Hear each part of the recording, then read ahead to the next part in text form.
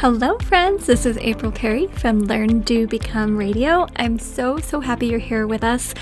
Today, we're talking about how to feel excited about projects that aren't exciting. So if you're like, oh, I don't think any of my projects are exciting right now, they're just overwhelming, then I hope that you enjoy today's episode. And really, my goal is for you to be able to create simple systems so you can do what matters most. I want you to be able to take really good care of yourself. I want you to be able to connect in meaningful ways with your family. I want you to use your talents and experiences in a way that's going to bless others. And I want you to wake up excited and go to bed content. That's a phrase I've been thinking about and saying and talking about here at Learn, Do, Become for a long time. So if you're brand new, make sure you go to learndobecome.com. You can sign up to receive our emails. There's a little email icon in the top right corner if you're on your desktop, or just scroll down a bit. You can sign up for our weekly newsletter where we send you updates and free resources and let you know what's going on here in this incredible community of individuals who we call them becomers, right? We're here to not just achieve, but to become. I want you to feel more excited about who you're becoming each day. It's not about just checking a bunch of stuff off our lists. It's actually about that journey and the process and the refinement and just feeling happy, right? So anyway, thanks so much for being here. All right, so the reason why I'm talking about how to feel excited about projects that aren't exciting is because I received a really neat comment on podcast episode 194 that was called The Most Common Stumbling Block to Feeling Calm and Productive. And in that podcast episode, I talked about how most people make projects into tasks. So when you look at your task list, you can just see that it's actually not a task, it's a project. And then you feel stressed because it feels hard to get done and you keep procrastinating, and then you feel sad and you don't feel like you're getting anything done. And it's really easy to make that shift and break things down a little bit more. So go to learndobecome.com/episode 194 to hear that one. But I want to share the comment that came in that inspired this podcast. So this is from Nikki, and she said, I needed this. I get so frustrated with this, but I see some of my work, quote, tasks are really projects. I know it all works better when I break down my planning into the smallest steps, but my lists often don't actually consist of those. And then I'm harsh with myself about what I don't get completed. I have 3 big projects to complete in the next 3 days. So I am heading off to break down those projects into achievable tasks right now. I'm then going to assign some next actions to complete in the waiting room of a medical appointment I have in an hour before hitting the ground running when I get back. This is really going to help me. I feel motivated and empowered. Actually, I feel quite excited too, and these projects are not exciting. It's getting them completed that I'm excited about. Thank you for the exact push I needed. So I love that. Thank you, Nikki, for sharing. So I thought that perhaps I could just share a few things that have helped me to feel more excited about projects that aren't typically exciting. So the first idea is to connect the project to the overall purpose of what you're doing in your life. For example, anything related to maintaining cars, cleaning the house, organizing, planning details for, like a vacation or an activity, handling medical billing, getting new clothing, decluttering, etc., is part of the process for building a strong and stable family. And things like filing receipts, setting up business systems, checking email, and performing the more mundane tasks in a business or in a professional setting helps fulfill the purpose of providing for you and your family and hopefully contributing some tangible value to the world.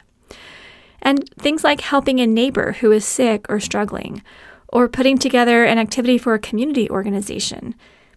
Those things help fulfill the purpose of creating a strong social network and lifting the world around you. And yes, there are tasks that I inherently like and tasks I don't inherently love, but I honestly can't think of any task that I can't stand because really everything that I do relates to some part of my purpose. So when you really step back and look at what you're doing and say, what's the purpose here? Then all of a sudden that task doesn't feel mundane.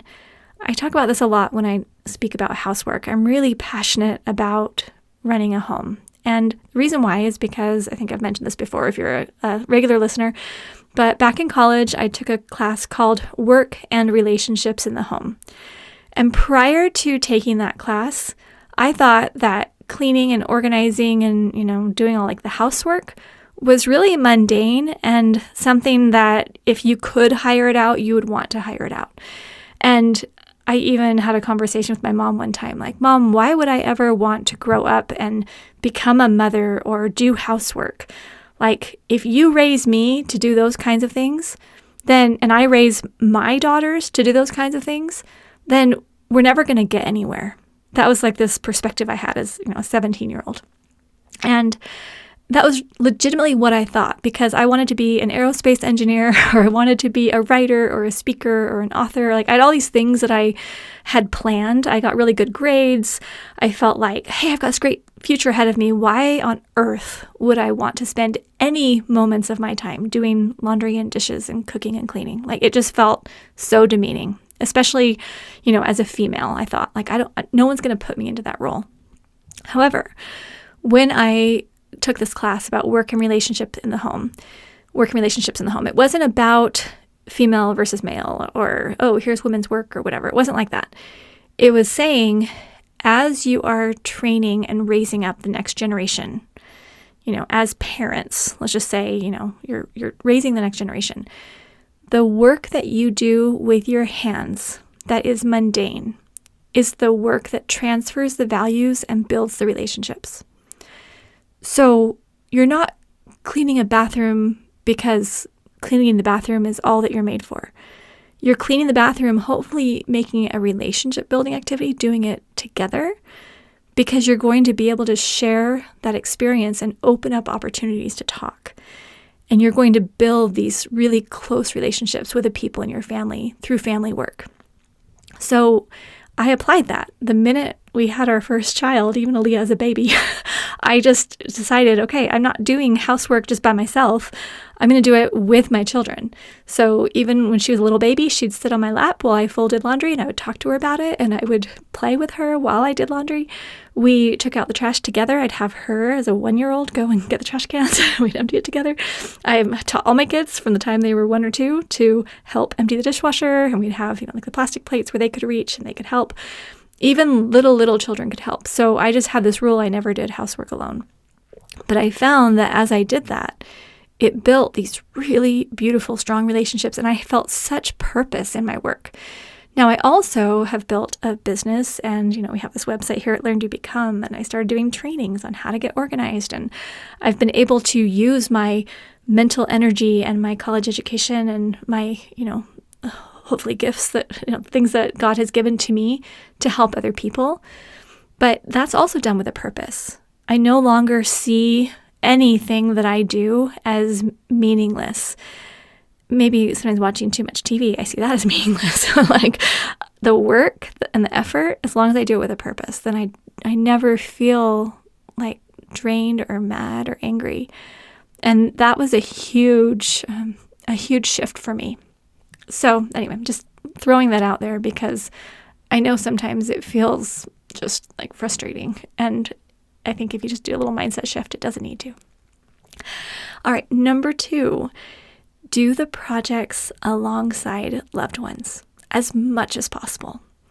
And this is building on what I just shared for point number 1. But inside our homes, if there are other people living with us, it's really simple to make housework and family maintenance into these relationship building activities.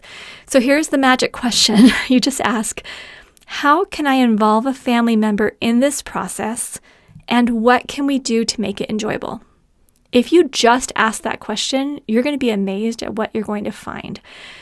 So adding on to what I just shared, when our children were growing up, we grocery shopped as a team. Even now, I'll sit down with Spencer and we'll open up the app to our grocery store and say, okay, let's order our groceries together. We'd wash the car together. We cook together, organize closets as a family, and then even just doing the resetting the room together. And now that we only have one 15-year-old at home, Spencer and I will still empty the dishwasher together. I'll turn on some music. We'll empty the dishwasher together. Or when his room needs to be cleaned, like he does it mostly himself, but sometimes we'll say, hey, let's just declutter. Or Eric and Spencer decluttered his closet together, got rid of all the clothes that he'd outgrown. If I have errands to run, I'll say, hey, Spencer, you want to go with me to the store? And he's like, not really. How about we go together and we'll like shop for this specific thing that you've been looking for, or we'll get this item that you've been wanting to get at the store. Also, Spencer got his permit recently and he loves to drive. So he'll accompany me on my errands if I ask, because then he'll say, well, can I drive? I'll say, sure, you go ahead and drive. And so then he's super excited to go because he gets his driving hours in, and then it becomes a good experience for both of us. So if you think about these tasks and projects as background noise to the real work being done, which is that transferring values and listening and telling stories and encouraging, complimenting, dreaming for the future, it levels the whole process up several notches. And one other thing I'll add is that if you live alone or you do housework alone, listening to audiobooks or podcasts while you work can also feel like working alongside loved ones. I now feel like I have so many best friends online who have kept me company while I cleaned. And hopefully I can be one of those for you. I actually hear from a lot of people who say, I listened to you while I cleaned up my kitchen yesterday. And so I am so glad. If we are friends, thank you. Thank you for that privilege, and thank you for being my friend. I know I can't see everyone right now, and it does feel, it's asynchronous and it's not face-to-face, and sometimes podcasting feels a little bit lonely, but because I hear from a lot of you, I literally feel like my podcast room is a sacred space, and that when I come and I just share some things that I hope will help you, I just visualize you doing your good work out in the world, and if I can just be a voice of encouragement to help you feel more purpose and more joy and more peace in what you're doing, that really is a privilege. And thank you for inviting me into your life. All right. And number 3, use your STEP Command Central to break your projects down into incredibly manageable steps. So if you're brand new, Steps to Everyday Productivity, called STEP, that's our signature program here that helps you to build a command central, totally get out of the overwhelm, and putting systems in place for all your projects and papers and goals and tasks and messages and all those kinds of things. So there will be a link on a show notes page where you can learn more. But this is what Nikki was saying in that comment I shared at the beginning. When you have next actions identified, you can build momentum and feel the thrill of making progress. And it's weird how this works, but I want to give just an example from my own life. A few months ago, our water heater leaked and water seeped through the wall into 2 small closets in our basement. And the carpet in those closets had to be totally removed. The baseboards had to be removed. We had to treat the area to prevent any mold from growing. And we had to take everything out of the closets, which were like blankets, boxes. A lot of things were even ruined, had to be thrown out. We also had a leak from the refrigerator upstairs, and that caused a door frame in the basement to become water damaged as well. And this was one of those really frustrating projects where no one wants to have leaking and no one wants to have water damage. And it was really weighing on me because while Eric took care of things like the carpet removal and, mold mitigation and just taking care of all of that, so it was safe, it was fine, it just didn't look good. And the room most affected was the room where Aaliyah and Josh and our new grandson were going to stay when they came to visit. So I'm thinking, well, I want to have this really nice, clean, safe, beautiful room for them to come and land, when they come to our home. And we've got like water damage and like carpet all cut out and random blankets everywhere. And it just felt like this mess. And so I was feeling just kind of frustrated every time I looked at it. And I felt this little pit in my stomach. So I want you to kind of ask yourself, is there any project right now that's causing a little pit in your stomach where either I got to get these taxes done, but I got to take care of all this other stuff, or maybe you have some, medical thing that you need managed, and before you do it, you have to get all these approvals, or you have to do something else, and so there's multiple steps, and you feel stuck, and you feel frustrated, and you just feel like, I'm just frustrated with it, whatever. Okay. So if you have something that's causing that pit in your stomach, breaking it down honestly is what's going to help you to be able to make progress and build momentum, and then feel this peace knowing it's okay. if everything isn't perfectly done or, checked off or organized or beautiful. But if you're on your way and you're making some type of advancement on those subtasks, it just changes the way you feel about it. So there's no pit in your stomach. So here's what happened. As I looked at that big mess, I thought, okay, my next action is to find someone to fix the drywall, because I'm not going to recarpet until the drywall is fixed and painted. So that was my sub project. But then my question was, well, where do I find someone to fix drywall? Because there's all kinds of apps and things and you can find someone online, but how do you know if they're good? So I realized, hey, I could text my next door neighbor who also just had a bunch of water damage and they got it all repaired. I bet they know someone. So that was a 2-minute task. So I sent a quick text, hey, who fixed your drywall? Do you have a good recommendation? Well, she texted back within the day and said, yeah, here's the name and number. They're great. So then my next action was text the contractor and set up a time for him to come and then give us a quote. So again, that was a 2-minute task. Hey there, I'm so-and-so's neighbor. Do you have time to come by? And I even texted pictures. Here are the 3 areas. I don't know if this is too small of a project for you or if this is something you could come do, but here's what we need done. Well, he replied right back and said, sure, I can come tomorrow. This is perfect. I'm happy to do it. So he came the next day. It was a great price. It wasn't worth me getting more quotes because it was so reasonable and I already had a recommendation from my neighbor. So I said, awesome, come tomorrow. So he went, bought all the necessary materials. He did an amazing job and it was fixed for a great price. So now I've got all the drywall fixed. He even painted it. So I thought I was going to have to repaint the room. I didn't. He just did a beautiful job. Oh my gosh, saved me all this time and money. This is fantastic. So now that the closets and, all the door frames and all these things were fixed and he checked it, he's like, no mold, you're looking good. It's all safe. Beautiful. Next step was I needed to just get new carpet for that area. So again, that's a sub project. Okay, well, how do I do that? Well, we had our upstairs carpeted when we first moved in the house, and it was installed by a local company who did a great job. So I looked at the bid that they had emailed me, 7 years ago, and found it in my email. And then I could see what they had charged then, knowing, okay, prices have probably gone up, but I did like this company and I did a lot of research back then. I don't really want to do as much research now because I already know I found someone and I want the carpet to match what's upstairs. So I just called them and said, hey, do you still have this carpet? And they said, yeah, I do. And I said, okay, can you come give me a quote? So that was on my phone call section of my next actions list because, I needed a little bit of quiet time and they might have had follow-up questions and I wanted to be prepared. So I put that on my next actions list. Then I did want to do a little bit of work looking for comparable bids, not a ton, but I made it a computer task on my next actions list. Just do a little research on carpet. So I did some research figuring out, well, if we wanted to go really low grade, we could get this. And if we wanted to try a different company, here's what we could do and here's what it looked like. Just so that when Eric and I spoke about it, I could just give him all this data and say, okay, here's what I've done. And then my next action was talk with Eric about whether we do the basement stairs and the room or just the stairs or the whole basement. I was trying to figure out which part we wanted to recarpet because, it depended on the price and the scope and what we'd have to move and all of that.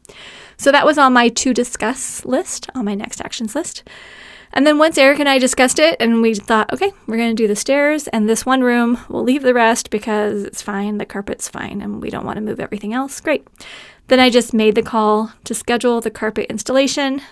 Again, that was a phone call on my next actions list because I want to be able to sit, look at my calendar, talk with them about how long it would take and what time they'd be arriving and look at all my, other calendar things. But I got that done. So within a week, we had all the repairs completed, the carpet installed, and as that process was happening, for the carpet to get installed, we moved all the furniture and everything out of the room. We did a full decluttering while it was moved out. I had all of the baby clothes I've saved for 20 years. I was taking pictures of those and asking my, girls, hey, do you want to save any of these? And my boys, hey, do you want any of these? And so by the time we got the room repaired and carpeted and we'd done all the decluttering, then everything that we put back was clean. It was stuff we want to keep there. The closets were then pretty much empty because we decluttered so much. In fact, today I've got my van trunk is full of things we're going to drop off at the donation center because there's a lot of stuff that we just don't need anymore, things we've saved. So that's what I want you to be able to see, is that when you have something big, like, just this damage or leaking or a big mess, when you can just break it down into phone calls, computer tasks, discussion items, things to do around the house. We did all of that in the context of a regular life where we're doing our work and our family activities and service and all of these other things. That wasn't the only thing we were doing. We were still doing our routines and, exercise and, spending time with the people in our lives. So it doesn't have to feel like this all-consuming thing. You can do big projects in just a few minutes at a time.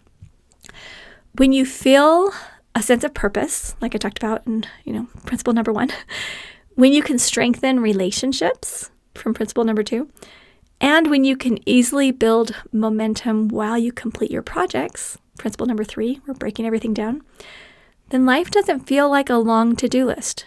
It feels meaningful and sometimes even magical. And a lot of times when we feel overwhelmed, it's because we feel like we're just jumping from one task to the next. Every day we just wake up and have so much stuff to do, and there's never a break. And if you're saying that in your own mind, man, I never get a break. Everyone needs me. I have to do everything. Problems, problems, problems, right? If you look at it that way, you're not going to wake up excited and go to bed content. You're going to feel really frustrated. You're going to feel annoyed, and you're going to feel like put out, and you're going to feel resentful about your responsibilities and the people and all these things. But when you can find that purpose and relationships and momentum, then you're doing the same things. You're still making phone calls, doing computer work, cleaning things, paying bills, running errands. Like, your daily schedule and your activities don't necessarily change a ton, but the feeling you have while you're doing them and the amount of buffer and open space and time to rest and replenish, all of that increases. And then sometimes I look at my life and I think, man, I should be moving faster. I should be doing more. And then I realize, you know what? I used to move a lot faster and I used to spin my wheels a lot more, but I wasn't getting more done. Now I'm breathing more and I'm enjoying the process more. And that really wasn't that hard. So drudgery and the grind and all of these words that we as a society use to describe our lives, they actually don't even need to exist. I don't know what the grind is anymore. I have problems. There are people in my life who are suffering. There are challenges in society that are concerning to me. It's not like, I just have this life with no problems. Like I do have problems, but I don't think of them as things that have to suck me dry. I don't think of them as something terrible. I think, well, I'm here to hopefully do some good. And I can't make choices for other people, and I can't make everyone happy, and I can't achieve every goal right this second. But when you can feel that joy in the process, it really does make a big change. And I hope that you can kind of step back and look at your life and say, what are the purposes, behind what I'm actually doing? How can I bring more of a relationship into everything I do so I feel this companionship and support and a closeness with people in my life? I don't feel so alone. And then how can I break things down so I don't get that pit in my stomach, over finances or housework or, building something, that you can just feel this sense of continual progress, because it really does build on itself every day when you do a few tasks at a time and you work from your list. If you can make that consistent, then you look back over a decade and it's pretty amazing. Don't look at just that day, because some days don't go as planned, but it's going to feel better and better and better. And hopefully you will build your Step Command Central, and please take pictures, send them in. We love it. And if you go to, for example, our Instagram, just @LearnToBecome, and look on the highlights and you find Command Centrals, you can just see picture after picture after picture. Sometimes when I meet new friends and they say, oh, what do you do? I just open my Instagram, I click on Command Centrals and I say, just look at these pictures. This is what I help people do.